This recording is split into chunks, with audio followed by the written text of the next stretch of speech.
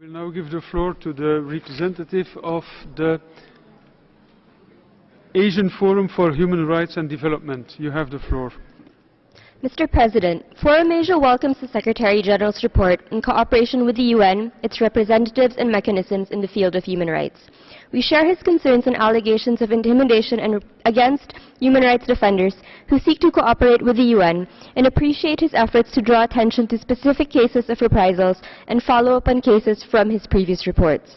We echo the SG's recommendation to states to prevent intimidation and reprisal, raise awareness on issues, and ensure accountability in cases that occur. We welcome future efforts to address policies and practices that may hamper access to the UN and hope civil society be a part of this process.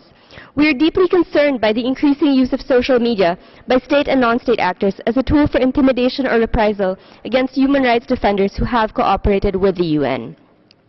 Forum Asia draws the Council's attention to cases of human rights defenders who cooperate with the UN.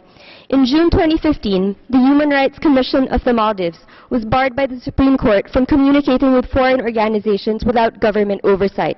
This followed the Human Rights Commission submission for the Maldives UPR, which was declared unlawful by the Supreme Court for having criticized its influence over the judicial system. On April 3rd this year, the Prime Minister of Nepal summoned and questioned National Human Rights Commissioner Mona Ansari on her statement during Nepal's UPR in March, which called on the government to investigate allegations of excessive use of force by security forces in the Terai region.